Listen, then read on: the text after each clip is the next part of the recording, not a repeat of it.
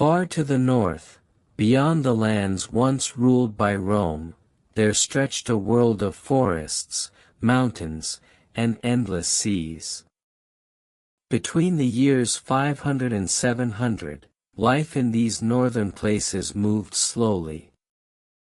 The land was quiet. The air was sharp.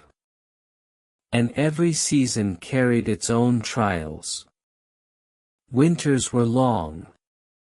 Very long.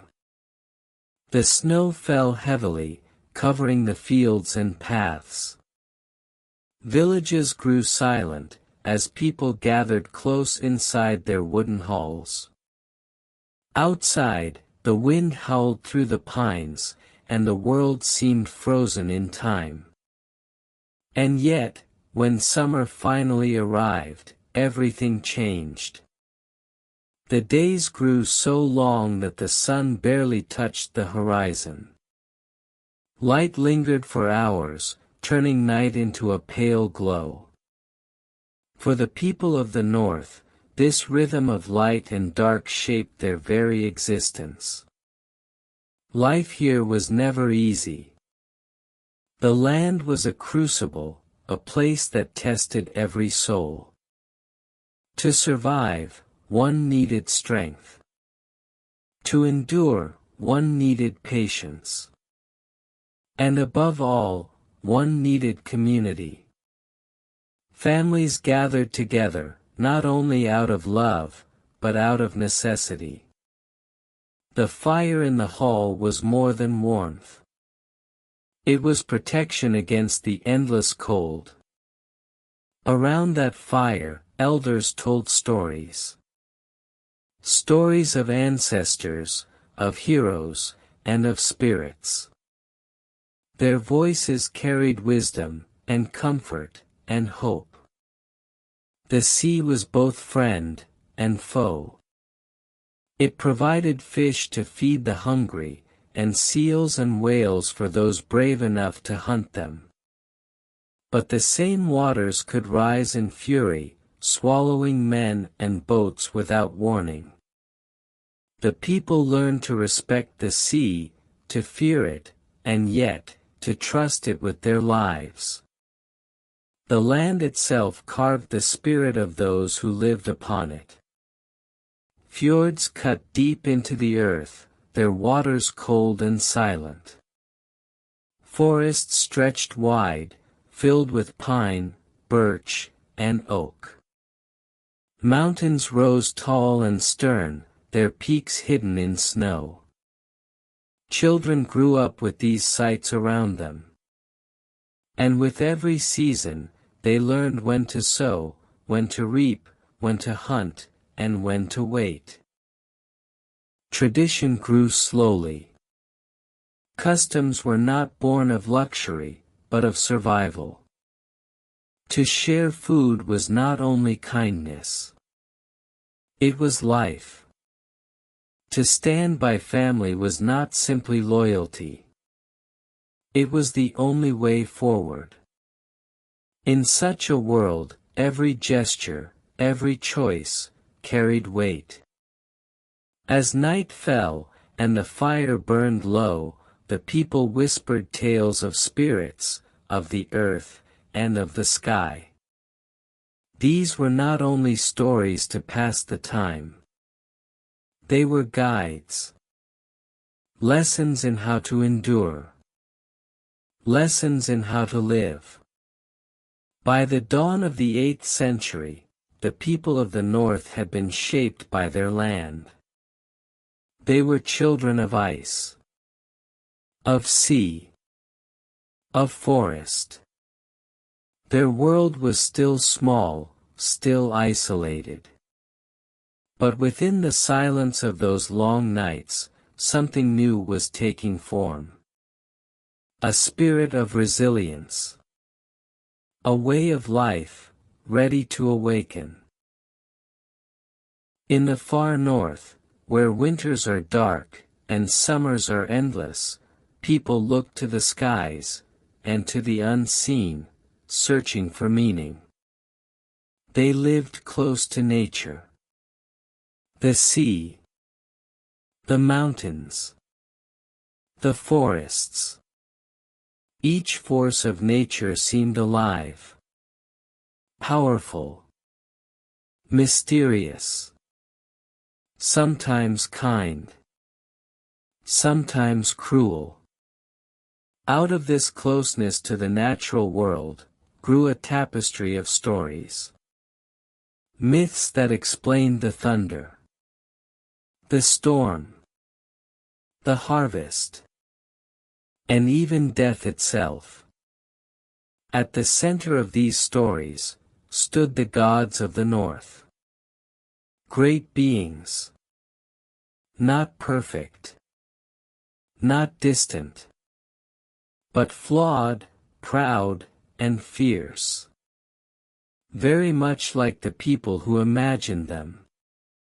There was Odin, the All-Father, a wanderer, a seeker of wisdom. He gave an eye, in exchange for knowledge. He hung upon the great tree of the world, for 9 long nights, to discover the secret of the runes. Odin was king, yet always restless, searching for more. There was Thor, the Thunderer, protector of mankind.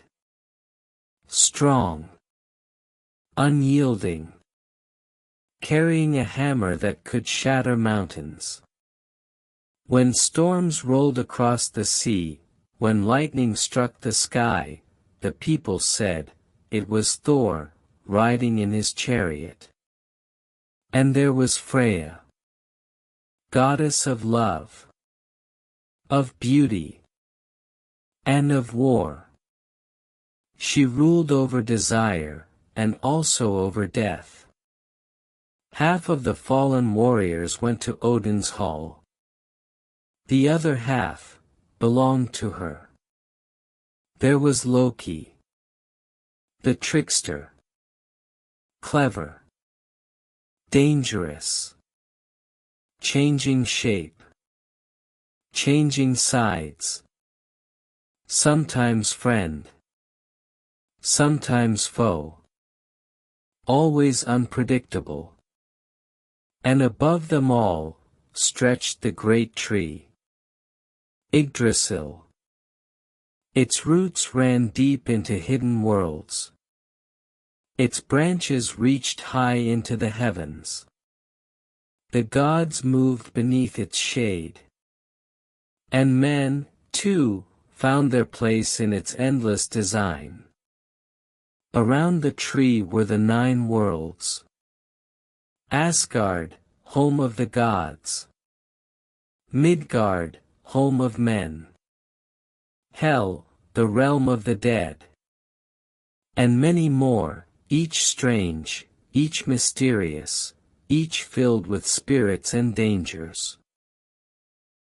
In the long nights of winter, when snow sealed the doors, people gathered around the fire. The flames flickered. The shadows danced on the walls. And voices told these stories again and again. Fathers spoke. Mothers whispered. Children listened. And through memory, the gods lived. The myths were not written down. Not yet. They traveled through voices. Through song. Through poetry. Each telling was slightly different. But the heart remained the same. These stories did more than entertain. They taught. They explained. Why thunder rolled. Why crops failed. Why suffering existed. And why, in the end, all things must fall. The gods of the north were strong. But they were not eternal. Even Odin. Even Thor. Even the greatest, would one day face their end.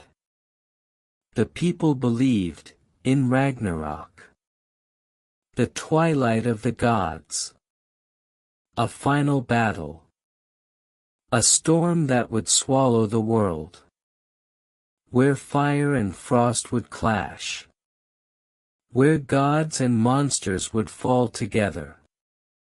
And after the destruction, a new world would rise, fresh and green, ready to begin again. In these beliefs, the people saw a reflection of their own lives. The struggle, the hardship, the endless cycle of loss and renewal. The gods did not live above human fate. They shared it. They suffered it. And this made them close, familiar, almost family. So, when the winds howled through the night, and the earth shook with thunder, the people of the north did not feel alone. They felt the presence of something greater, something vast. And in those stories, in those myths, they found strength, comfort, and the courage to endure. The gods of the north were more than legends. They were companions in hardship, guides through darkness, and reminders that even in struggle, beauty, and meaning could be found. By the 7th century, the scattered families of the north were beginning to take form. What once were loose groups of kin slowly grew into something larger. Villages, communities, society itself was taking shape. Life began in the household. The family was everything. A long wooden hall stood at the center. Inside, fires burned. The roof was high, the walls were thick, and smoke drifted up to the rafters. Here, 3 generations might live together. Grandparents, parents, children, and often, others too.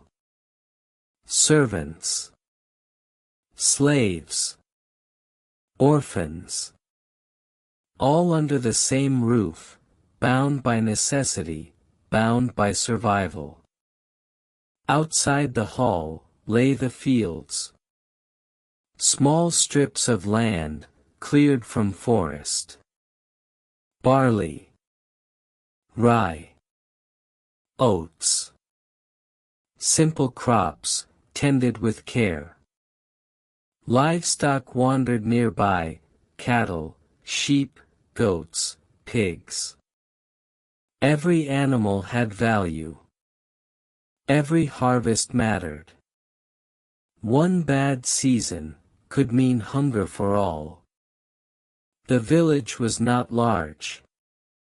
Perhaps a few dozen souls. A cluster of halls, sheds, and fences. Children played near the fire. Dogs barked at the edge of the woods. Smoke rose slowly into the sky. It was quiet. So very quiet. And yet, it was the heart of life. Within these communities, order was needed. Every group had a leader. A chief. Chosen for his strength, his wisdom, or his wealth. He was not a king. Not yet. But his word carried weight. His judgment guided the people. And his hall was often the largest, standing proud among the rest. Society was not equal. Some were free. Some were not. Slaves were taken in war, or born into bondage. They worked the fields. They served in the household. They had little say. And yet, they were part of the fabric. Even in bondage, they were threads in the tapestry of the village. But freedom, too, had its ranks.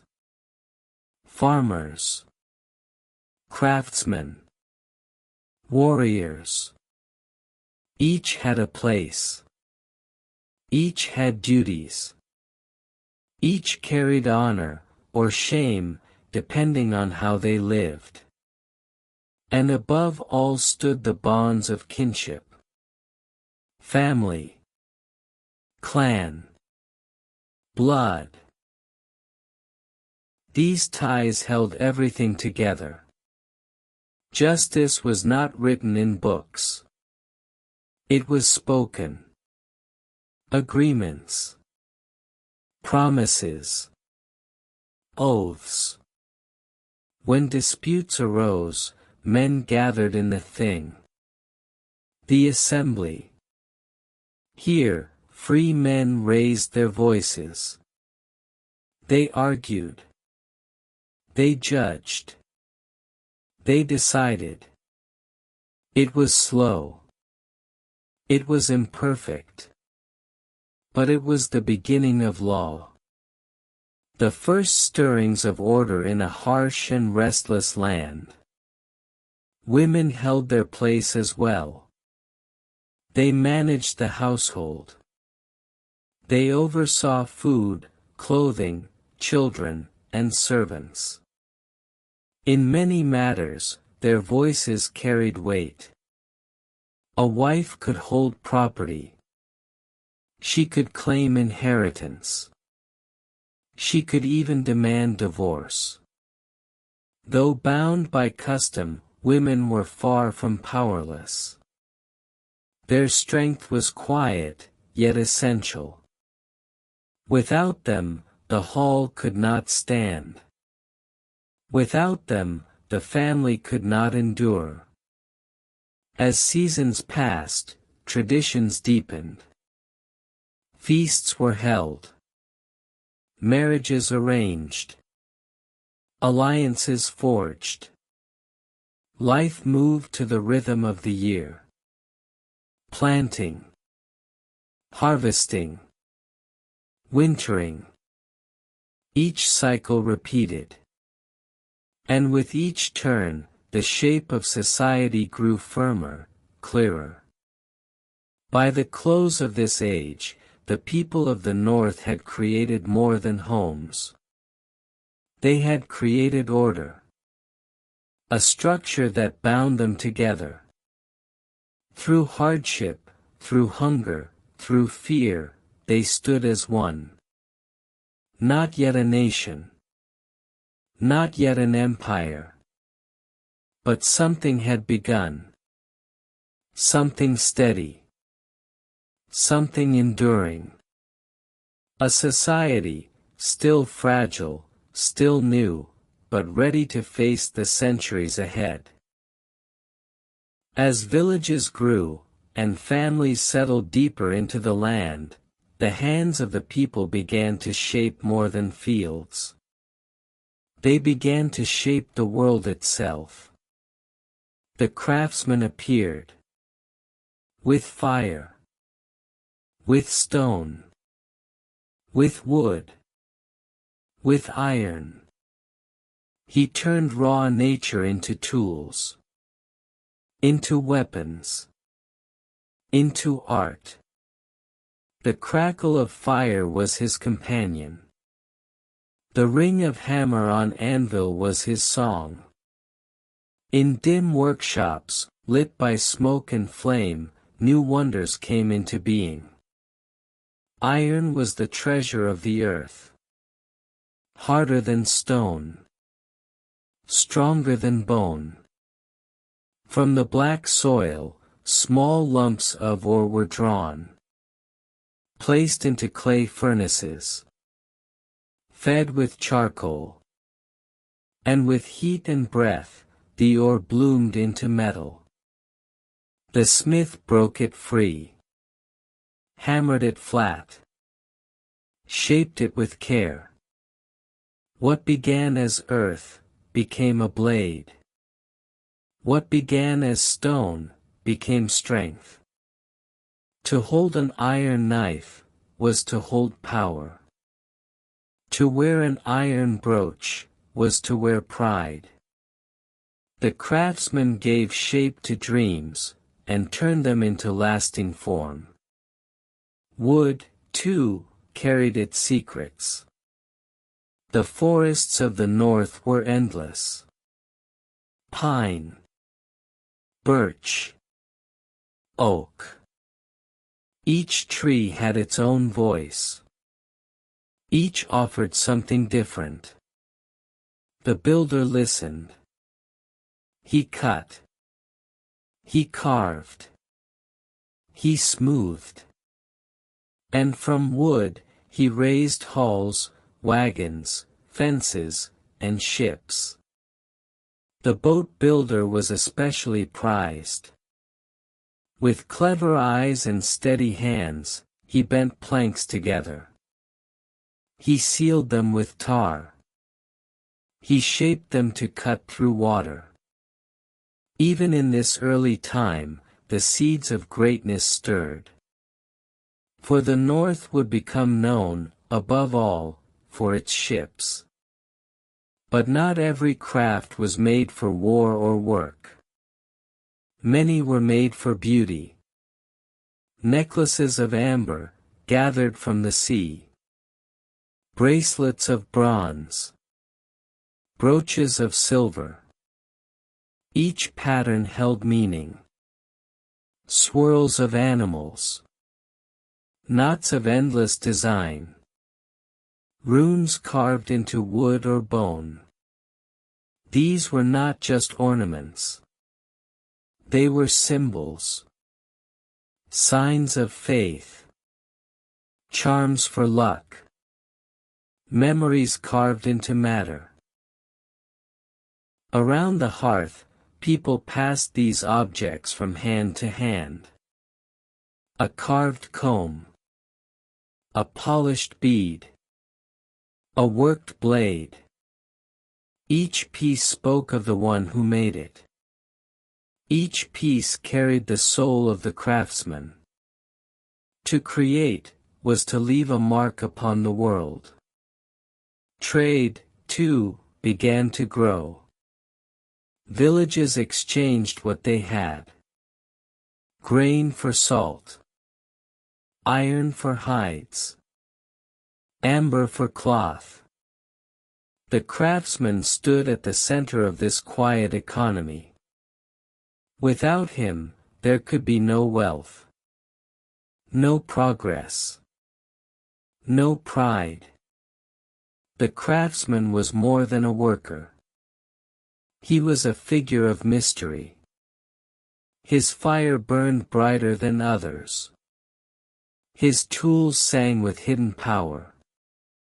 People whispered that he was close to the gods. That the strike of his hammer echoed Thor's thunder. That his knowledge was half magic, half skill. And perhaps, in some way, it was. In the long nights of winter, the craftsman's work endured. A knife kept its edge. A brooch held a cloak tight. A bowl carried food. Simple things. And yet, in them, life was made easier. Safer. Better. Step by step, blow by blow, the people of the North shaped their destiny through craft. Not yet with grand temples. Not yet with shining cities. But with small, careful works of hand and heart. Every nail. Every carving. Every thread of wool. Each was a promise.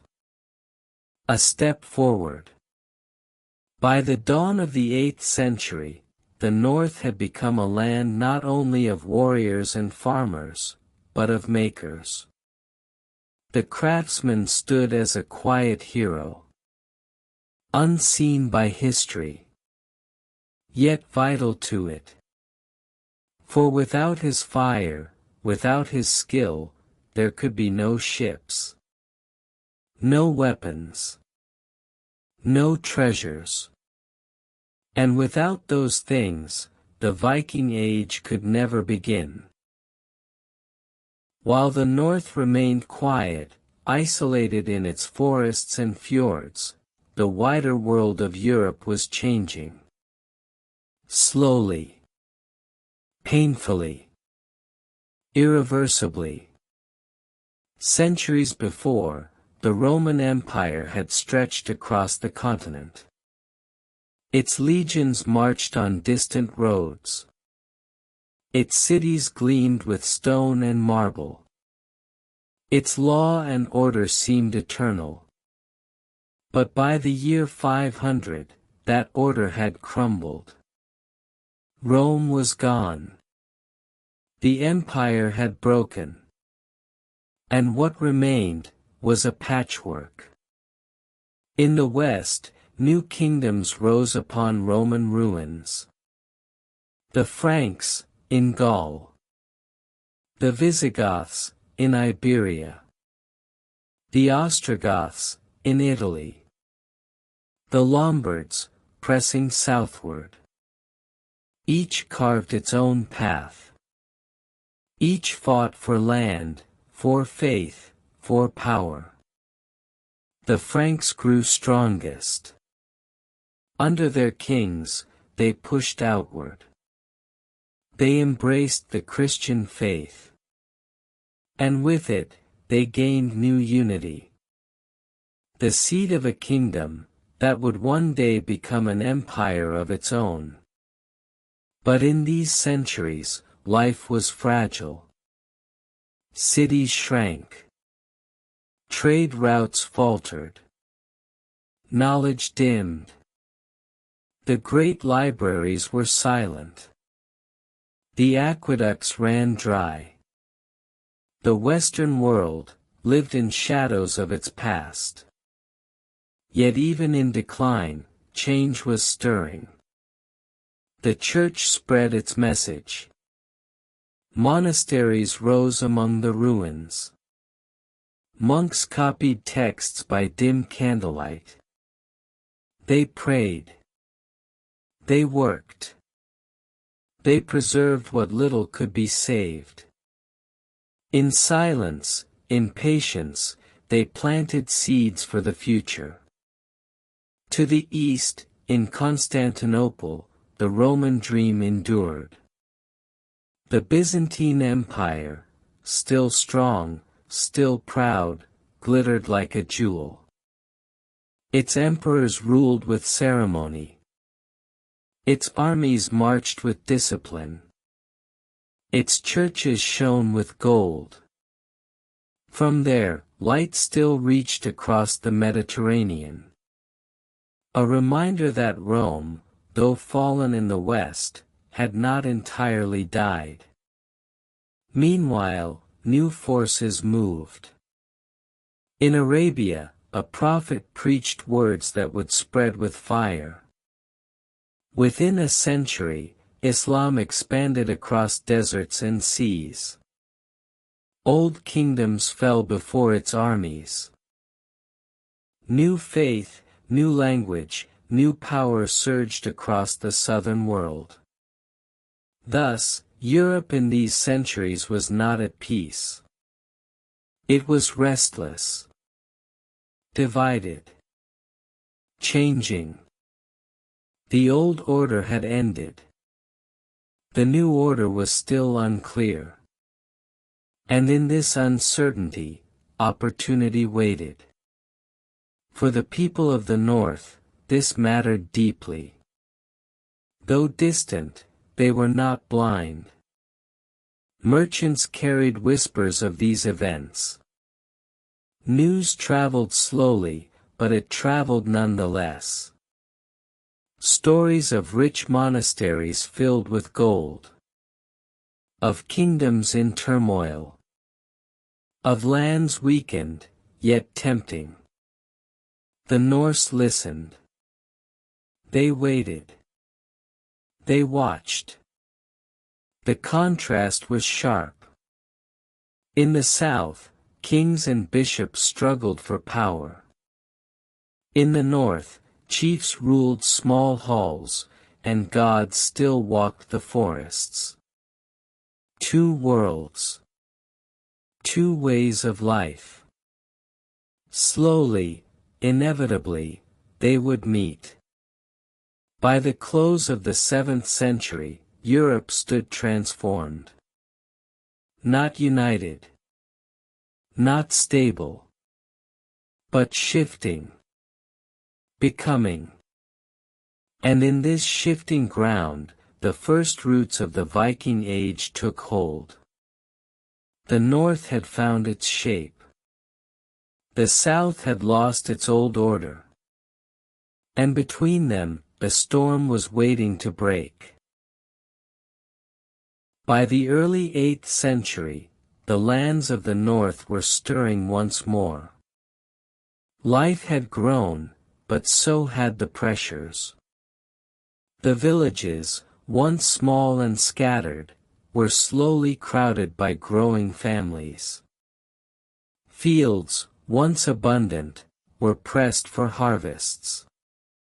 And the forests, though vast, could no longer provide for all. Winters remained long and harsh. Snow drifted across the valleys. Ice covered the rivers. Storms lashed the coasts. The sea offered fish and seals, but its bounty was never certain.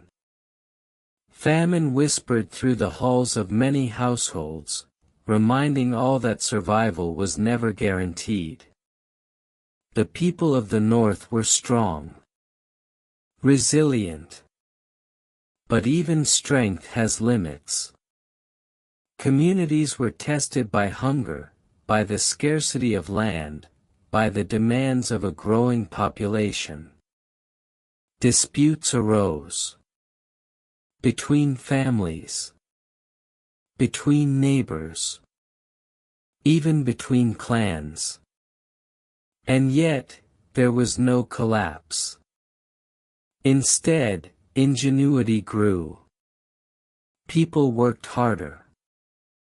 They cleared new fields. They tamed rivers. They hunted farther. And in the quiet of the forests, and along the frozen coasts, a new skill was taking root. The skill of venturing outward. The north had always been remote, isolated from the lands to the south. But the news of other lands, of rich towns and monasteries, traveled slowly along rivers, through trade, and through wandering travelers. Gold. Food. Goods of every kind. Stories of opportunity, of wealth, reached the ears of those who were ready to take risks. At the same time, social structures were evolving. Chieftains grew stronger, seeking to control more land, more people, more resources. Warriors were trained, not just for defense, but for raids. Families and clans became more tightly knit, for protection, for loyalty, for survival. The north was on the edge of change. A slow pressure was building, like water rising behind a dam. People looked to the forests. They looked to the seas. And they dreamed of lands beyond the horizon, where life might be easier, where opportunity awaited. The seasons moved as always. Winter came, and then summer. Crops were sown, crops were harvested. Fires were lit, and stories were told. The myths of the gods, of heroes, of ancestors, guided each action. And with each passing year, the pressure in the north grew. By the end of the 8th century, the stage was set. The people of the north were ready. Their lands were crowded. Their communities were strong. Their ships, already skilled in the ways of the sea, awaited the moment when the horizon would call them forth. The first stirrings of the Viking Age were not sudden. They were slow, patient, inevitable. As the 8th century dawned, the people of the north looked to the sea more than ever before. The waters, vast, deep, and unpredictable, were both threat and promise. They could drown a boat, or carry it swiftly to distant lands. For generations, the North had built simple vessels. Flat-bottomed boats. Clumsy rafts. Useful for rivers, for short journeys, for fishing. But the world was changing. The need for speed, for strength, for endurance, became urgent. And so, the craft of shipbuilding began to transform. Men studied the wood. They learned how it bent, how it floated, how it endured storms. Oak, pine, birch. Each tree had its purpose. Each plank was carefully chosen, trimmed, shaped, and fitted with skill born of generations. The keel became the spine of the ship. Long, straight, strong. It gave the vessel balance, a backbone that could endure the waves. Planks were sewn together with iron rivets, fastened tightly, so that water could not enter. The hull was narrow, yet deep. Capable of carrying warriors, cargo, and treasure across great distances. The Drakkar, the dragon ship, emerged from these innovations. Its prow often carved with a fearsome head, to strike fear into the hearts of those who saw it. Its sail, large and square, caught the wind, propelling the ship faster than ever before. Oars lined the sides, rowed in perfect rhythm, moving men silently across fjords and seas. Building such a ship was no small task. A community effort. Carpenters, smiths, and laborers worked together. Logs were felled. Planks were shaped. Iron was forged. Each nail, each rope, each lash, had to be perfect. The ship was more than wood. It was life itself. The people watched their creations take shape. Children followed the workers. Elders observed from the hills. Warriors imagined their first voyage. Stories of journeys yet to come filled every hull. And with each ship launched, the horizon seemed closer. The world beyond, once distant and unknowable, now seemed within reach. The impact of these ships on society was profound. They allowed trade, with distant lands. They allowed exploration, to new coasts. And, inevitably, they allowed raids. But at first, the North saw them simply as tools, as wonders of craft and skill. Long winters were spent shaping wood. Summer months were spent testing the vessels. Storms taught lessons of patience. High winds tested courage. Every ship was a teacher, and every voyage was a lesson in endurance. The Drakkar was more than a ship. It was a symbol. A promise. A message to the world. That the people of the North were no longer bound to their fjords and forests. That they could cross oceans, reach distant shores, and return with wealth, knowledge, and power. By the end of these years, shipbuilding had become an art, a science, and a key to the future. Every plank, every rivet, every carved prow, carried the hopes and dreams of generations. The North was ready, the sea awaited, and the first stirrings of the Viking Age were gathering strength with every ship that touched the water. In the North, as ships grew stronger, so too did the people prepare for the inevitability of conflict. The lands were harsh, the winters long, and survival was never guaranteed. To protect one's family, one's hull, one's honor, the warrior was born. The first weapons were simple.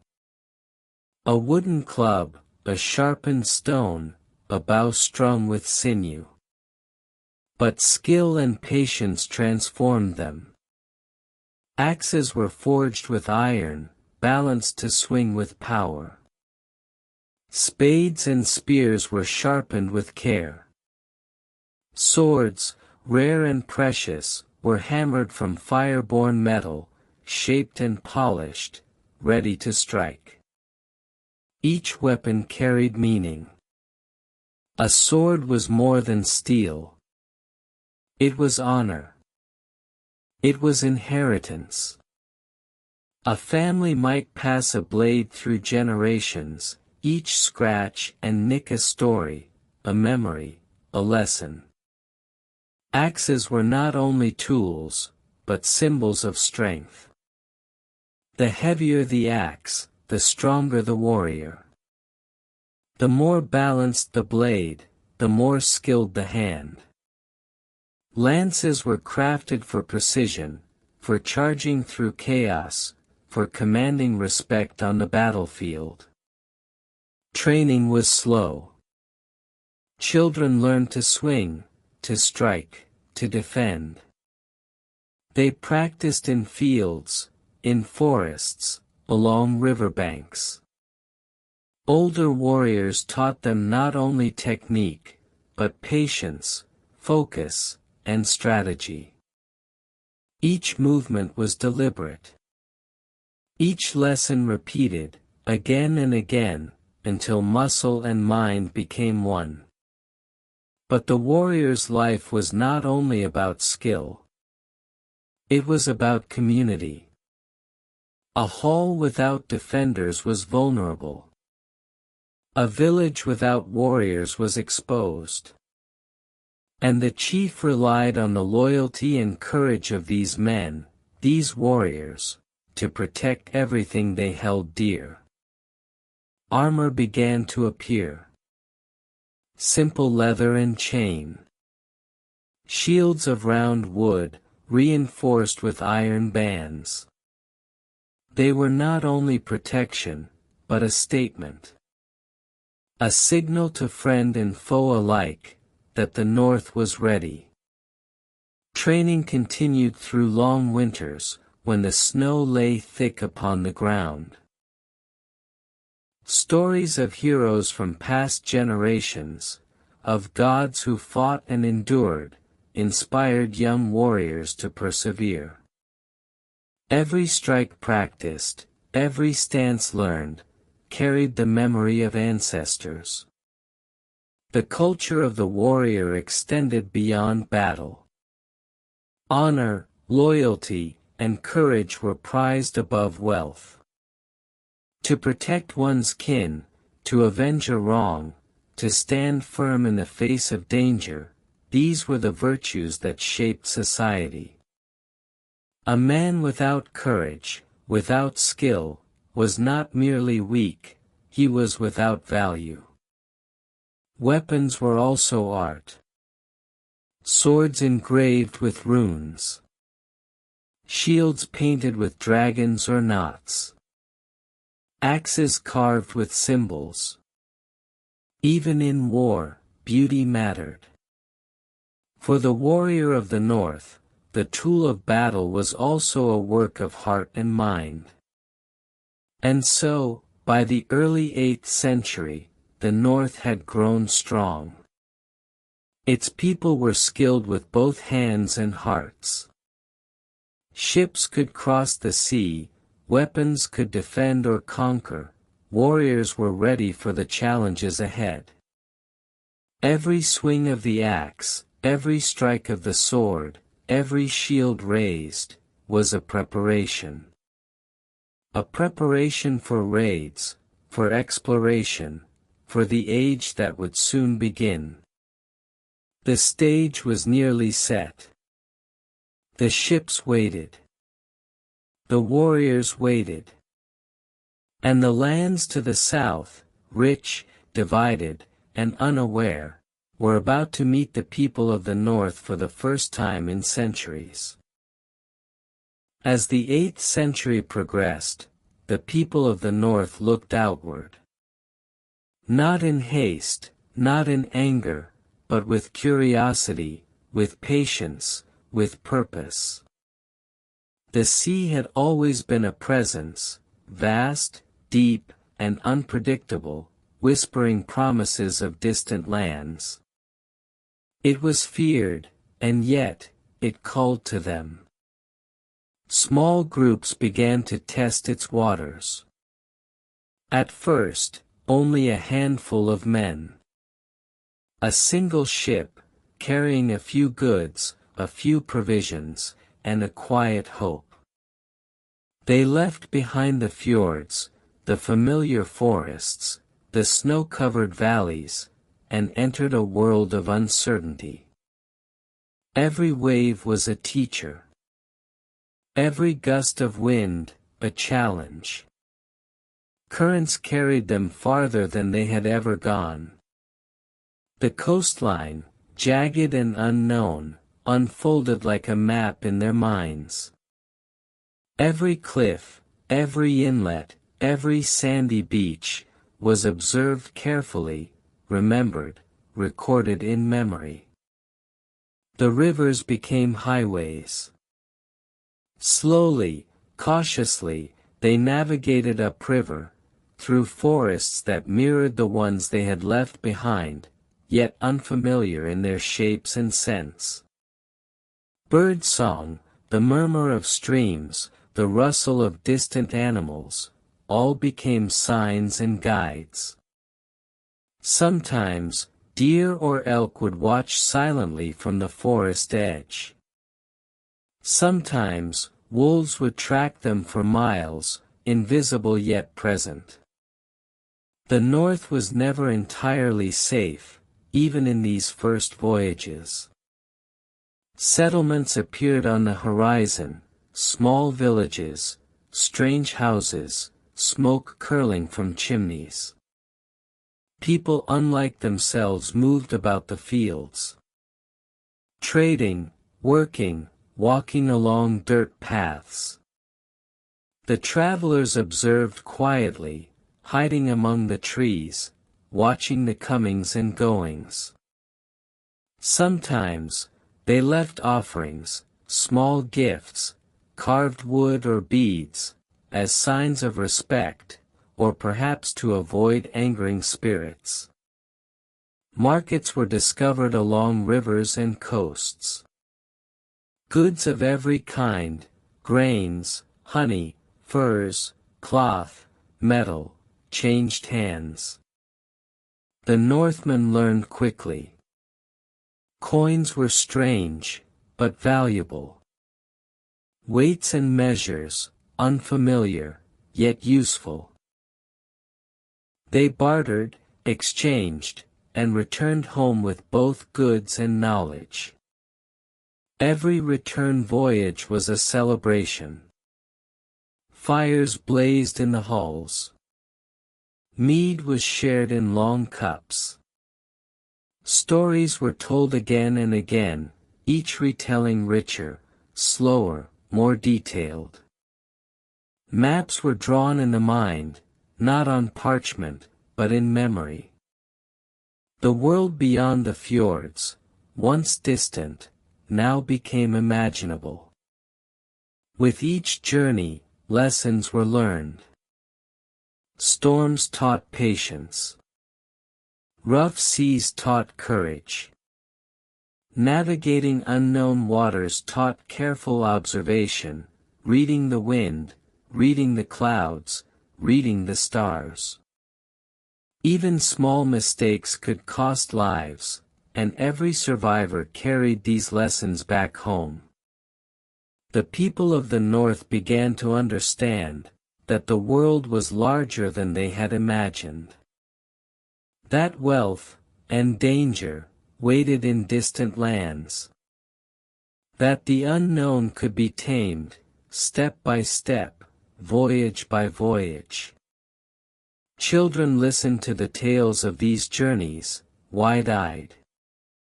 Elders nodded slowly, approvingly. Warriors prepared quietly, not yet for war, but for the moment when knowledge would turn into action. The sea, once merely a border, became a pathway. The horizon, once distant and unknowable, became a goal. And in the hearts of those who ventured, a spark was lit, a quiet fire, that would one day become the flames of the Viking Age. The first ventures were small, cautious, careful. But they planted the seed of exploration. They taught the North to see beyond its fjords. To dream beyond its forests. To imagine the lands across the waters, filled with opportunity, wealth, and sometimes danger. Every voyage, every observation, every careful return, added to the growing confidence of the people. And with that confidence, came ambition. By the close of these years, the North was no longer content to remain hidden. The sea awaited, the world was within reach, and the first steps toward expansion, trade, and the age of raids, had already begun. By the late 8th century, the North had changed. Communities were stronger. Ships were faster.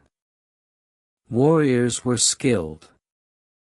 And the people had learned to see beyond the fjords, beyond the forests, beyond the familiar waters. Pressure had grown steadily. The forests could no longer provide all they needed. The land was crowded.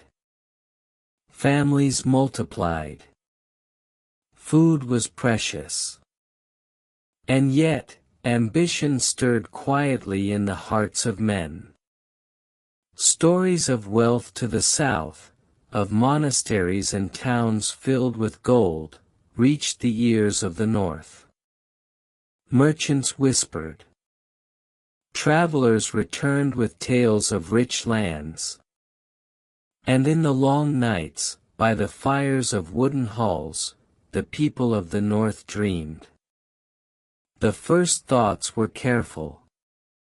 Not yet of war, not yet of blood, but of journeys. Scouting. Trading. Exploring. Each plan was cautious, each step deliberate. But slowly, ideas of raids emerged. The knowledge that ships could carry men swiftly across seas, that weapons and warriors were ready, that distant lands were rich and divided. All combined to spark a vision. The workshops and forges worked tirelessly. Axes were sharpened. Swords polished. Shields reinforced. The smell of smoke and iron filled the halls. Every weapon told a story, of skill, of preparation, of destiny. Shipwrights bent the wood of their vessels with care. Oars were balanced. Sails sewn tightly. Every plank tested. Every rivet examined. For the Northmen, the ship was not merely a tool, it was a companion, a protector, a vessel of opportunity. Warriors trained. Long hours of practice, swings of the axe, strikes of the sword, shields raised, footwork honed. They learned not only to fight, but to endure. To survive. To act together, as one. And while training continued, minds also wandered. What would they find beyond the horizon? Rich monasteries, undefended villages, treasures waiting quietly. Each question lingered in the hall, in the night, in the restless dreams of young men. The world beyond was still distant, but within reach. The North had learned patience. Observation. Planning.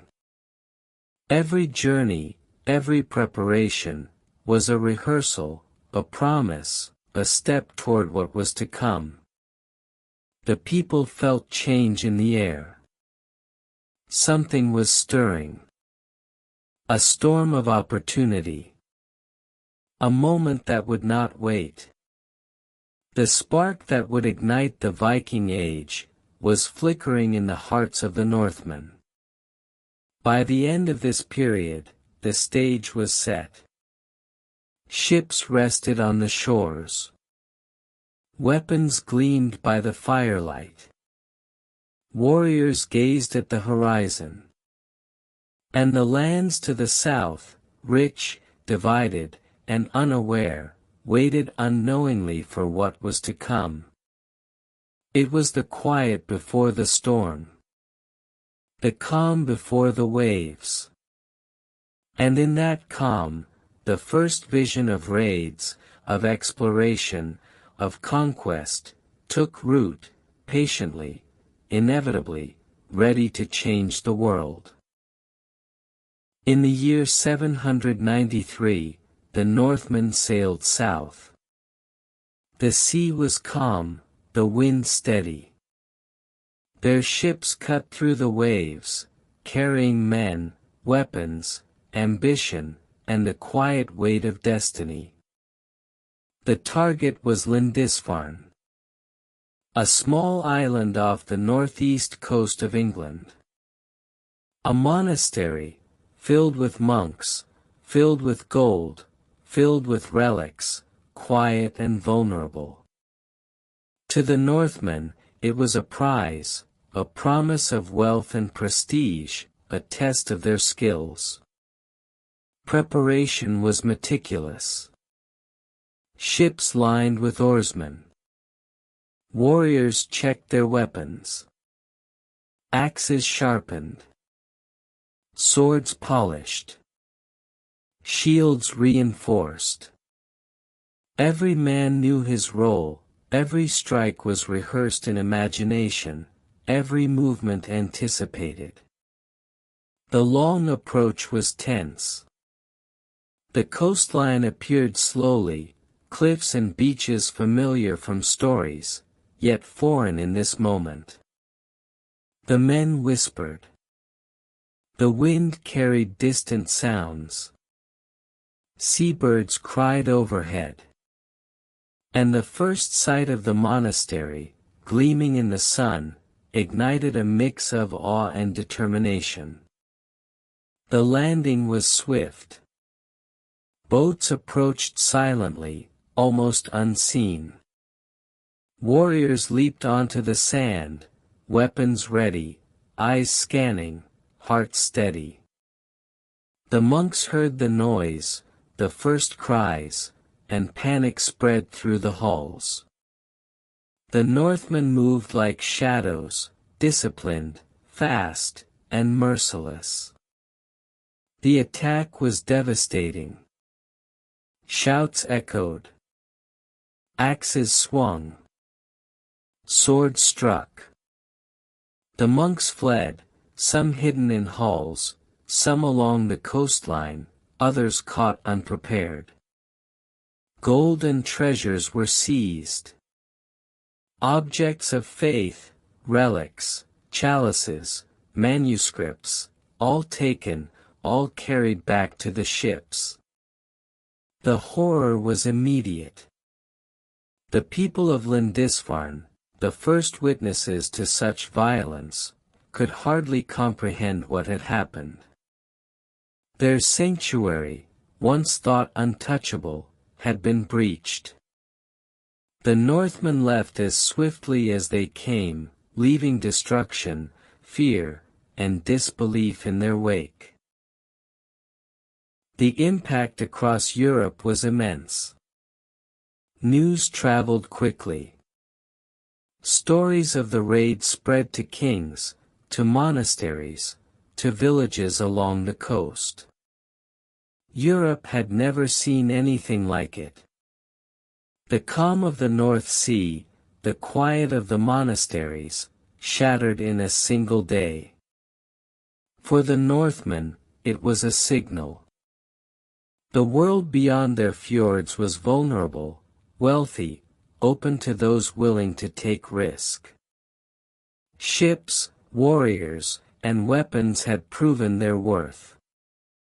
The spark of the Viking Age, once imagined, had ignited. The raid was not only a military success. It was a lesson. In strategy. In speed.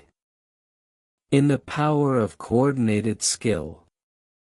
It demonstrated that careful planning, courage, and knowledge of the sea could overcome even sacred walls and protective vows.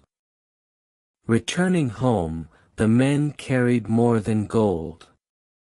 They carried experience, confidence, stories of victory, and the knowledge that the North could reach further, strike harder, and return stronger.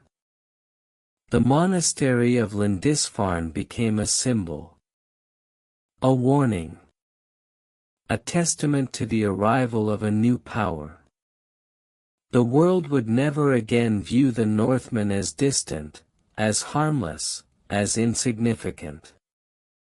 By the end of this day, the Viking Age had truly begun. The North had crossed the threshold from preparation to action.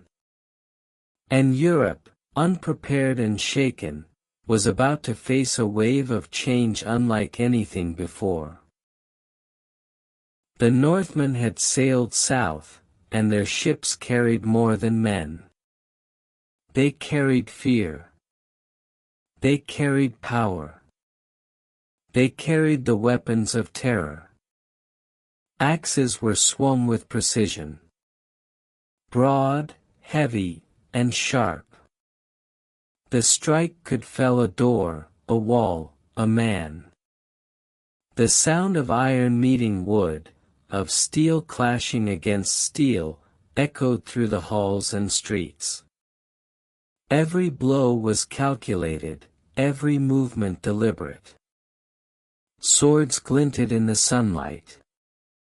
Polished, balanced, forged with fire and skill. Each strike a message, a statement of intent. Not only to defeat, but to intimidate. To assert dominance. To show that resistance was futile. Spears flew through the air. sharp points aimed at men and animals alike. The rhythm of the battle was terrifying, deliberate, almost musical in its pattern. Shields clanged. Wood splintered. Cries rose, echoing across the coast, across the monastery, across history itself. The Northmen understood the power of fear. Not only as a weapon of war, but as a tool of control. Their presence alone, their disciplined movements, their shining weapons, struck terror before a single strike landed. The first sight of the ships approaching, the dragon prows cutting through the water, the rowers moving in perfect rhythm. It was enough to shake the hearts of those on shore. Warriors trained for years, not only in combat, but in understanding the psychology of fear. They knew the value of sudden strikes, the advantage of surprise, the effect of chaos, the terror of the unknown. In the monasteries and villages, people fled. They hid, they prayed, they screamed. Every step of the Northmen, every blow, every shouted command, amplified the horror. Even the sound of footsteps on wooden floors, the creak of oars, the rustle of armor, contributed to the terror. Weapons were more than tools. They were symbols. The axe represented strength and courage. The sword, honor and skill. The spear, precision and discipline. Shields protected, but also proclaimed the unity and organization of the warriors. Each raid became a lesson. For the Northmen, they learned coordination, timing, strategy. For the victims, they learned fear, vulnerability, and the sudden fragility of peace. And yet, the raids were not mindless. There was method behind the terror. Targets were chosen. Timing was calculated. And escape routes were always planned. The Northmen sought not only wealth, but efficiency. Not only victory, but mastery of the psychological battlefield. The weapons themselves carried stories. Iron forged in northern forges. Wood carved from deep forests. Leather hardened and stitched. Every shield painted with knots or beasts. Every sword engraved with runes. The tools of war were also tools of identity, of culture, of legacy. By the end of these first raids, Europe had seen something new. Not just warriors, not just attackers, but a deliberate, calculated force of nature. The sound of oars in the early morning, the sight of dragon-prowed ships, the clash of axes and swords. All these became the image of terror that would linger for generations. The Northmen returned home, carrying wealth, yes, but also lessons. Every raid refined their tactics. Every village conquered or escaped added to their knowledge. And with each return, the legend grew. The fear, the power, the inevitability of their presence, became part of the identity of the North itself. Europe would never again see the Northmen as distant strangers. They were arriving, and with every strike, every ship, every weapon, the Viking Age truly took hold. After the raid, after the chaos and terror, the Northmen prepared to return home. The ships were heavier now, carrying wealth, treasures, and the spoils of their journey. The sea awaited, calm yet unpredictable, ready to test their skill once more. Every man knew his place on the ship. Oarsmen moved in rhythm, rowed steadily, as if the very beat of the sea demanded discipline. Warriors watched the horizon, vigilant, aware that the journey back was just as important as the raid itself. Every wave was a reminder, every gust of wind a lesson, every moment a test. The treasures they carried were not only gold and silver. They carried knowledge, experience, confidence. Stories of courage, of fear, of strategy, of survival. Every man aboard had learned something new, about himself, about his companions, about the wider world beyond the fjords. Upon returning, the division of spoils was both ritual and law. Chieftains received their share, to reward leadership and planning. Warriors received their share, to honor bravery and skill. Even the youngest or least experienced received something, a token, a symbol, a lesson that loyalty and courage were rewarded. Celebration followed. Halls were filled with firelight and smoke. Mead flowed slowly from horn to horn. Songs were sung, recounting the raid, exaggerating the bravery, immortalizing the deeds. Stories were retold, repeated, each retelling longer, each pause filled with meaning, each gesture deliberate.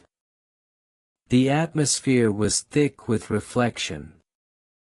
The warriors thought of those they had left behind, of those they had seen fleeing, of the monasteries and villages now changed forever. Some felt pride. Some felt guilt.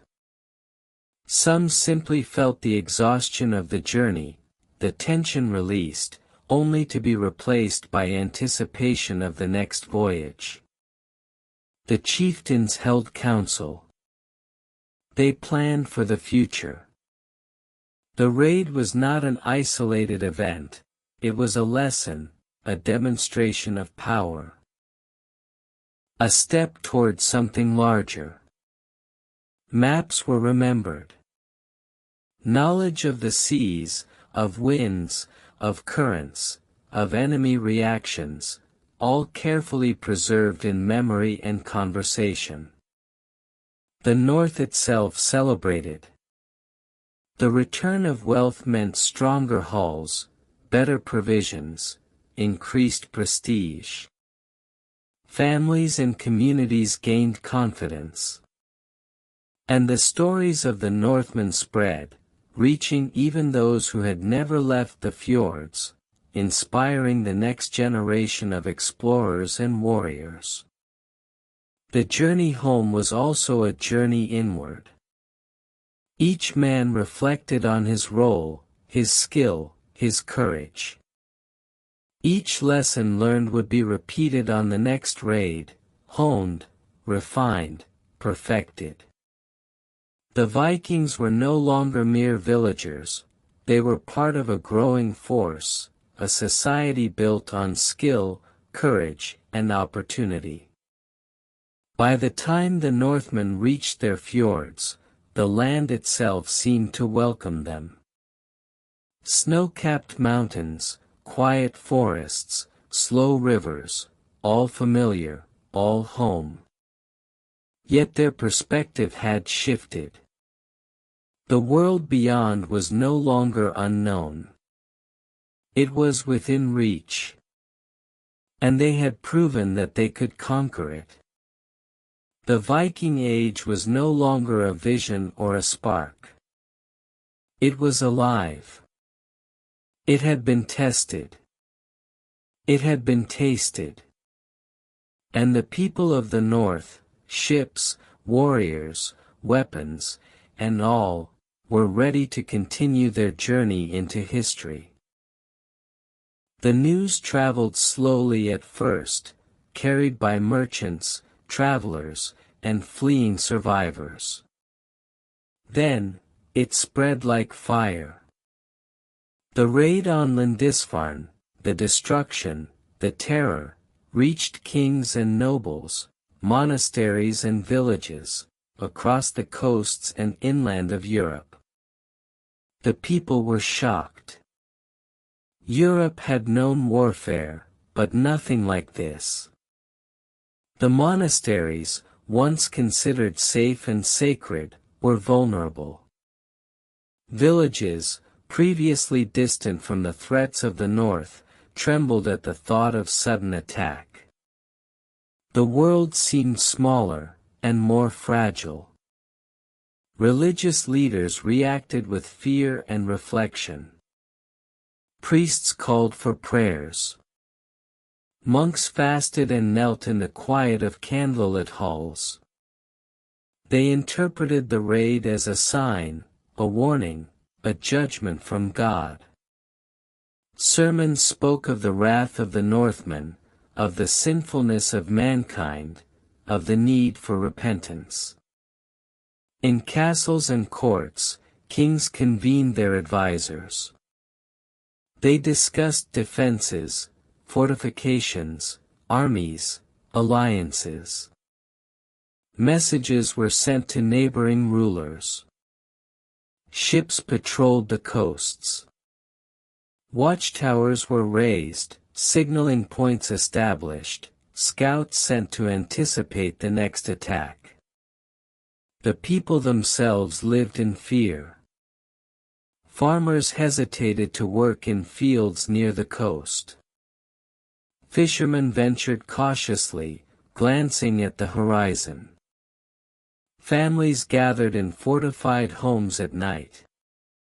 Even children learned to recognize the signs of approaching ships, the cries of seabirds, the glint of oars in the sun. Stories of the Northmen's weapons spread. Axes, swords, and shields became symbols not only of the attackers, but of fear itself. The very mention of their name could cause panic, the image of their ships provoked anxiety, the thought of their speed and precision unsettled everyone. But Europe did not remain passive. Plans were made, defenses strengthened. Alliances were forged. Fortified monasteries rose along vulnerable coasts.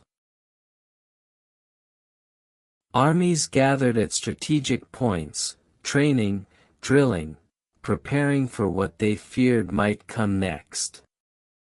At the same time, Europe marveled at the skill and audacity of the Northmen.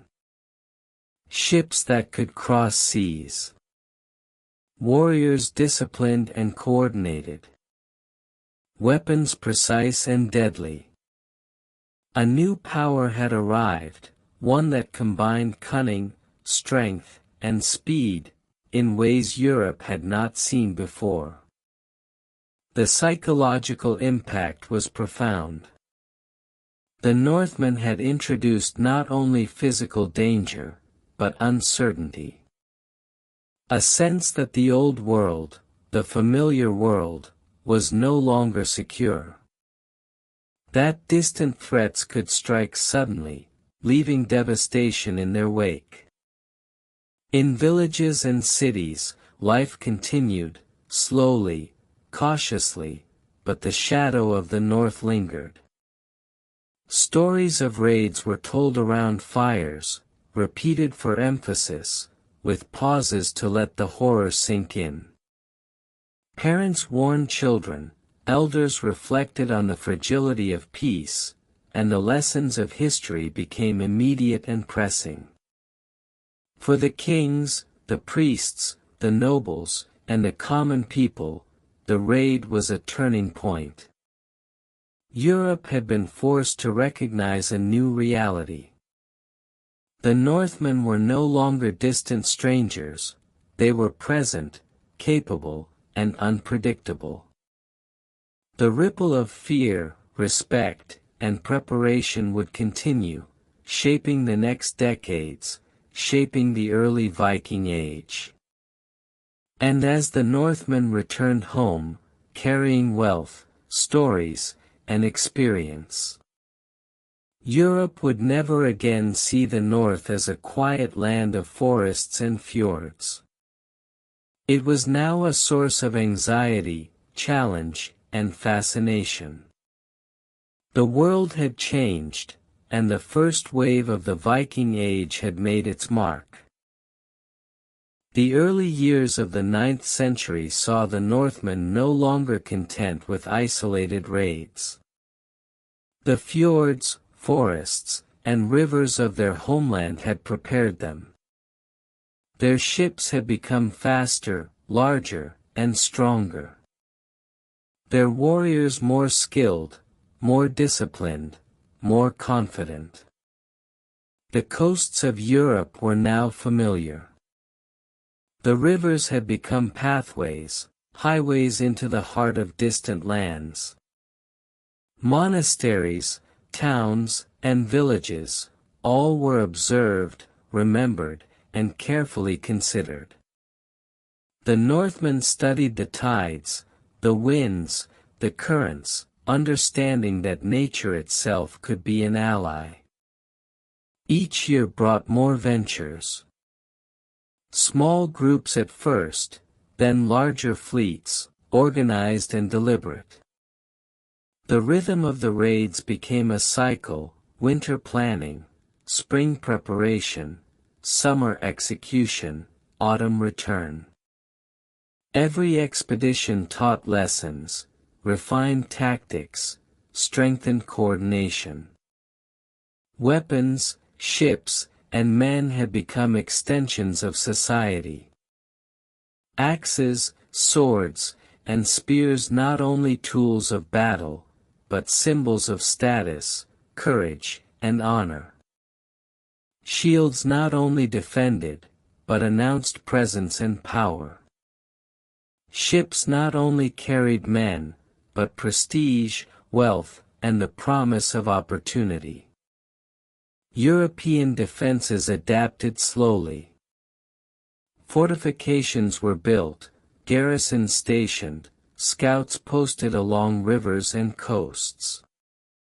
But the Northmen's knowledge of the terrain, their speed and coordination, often allowed them to strike before warning could spread.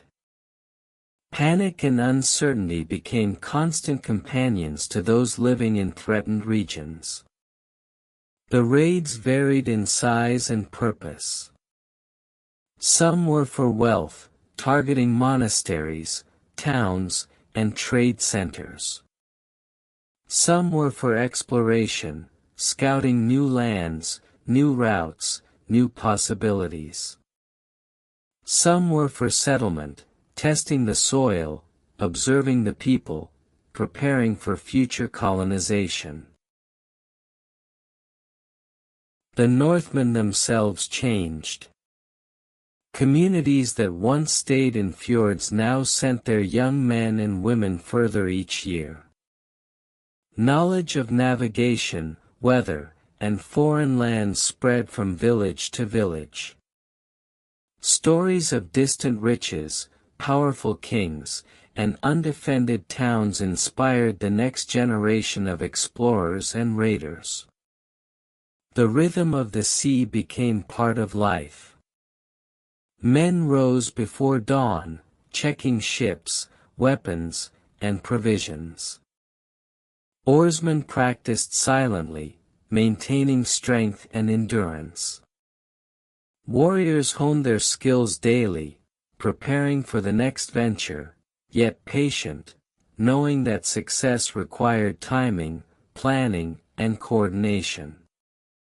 Across Europe, fear grew. Villages fortified. Merchants altered routes. Monasteries reinforced walls and gates. Kings and nobles held councils, trying to anticipate where the next strike would come. The Northmen had introduced a new kind of unpredictability, a shadow across the lands, a rising tide that could not yet be fully resisted. Yet for the Northmen, it was more than fear or wealth. It was identity. It was the expression of skill, courage, and adaptability. It was a culture that had learned from harsh winters, unpredictable seas, and the challenges of life in the north, and now applied that knowledge with precision and audacity. Every successful raid brought confidence. Every return with treasure, or even knowledge, strengthened the networks of power back home. Communities grew, leaders earned respect, warriors gained fame. And with each year, each raid, each adventure, the Viking Age expanded, spreading influence, culture, and fear across the continent. By the mid-9th century, the Northmen had become a force that could not be ignored. They had mastered the sea. They had honed their weapons. They had trained their warriors. And they had observed the lands beyond, learning their weaknesses and opportunities. The rising tide of the Viking Age was unstoppable. Europe had been warned. But the Northmen were patient, relentless, and ever-growing in skill and ambition. The fjords, forests, and rivers had prepared them. The sea was their highway, the world their stage, and the story of their expansion was only beginning.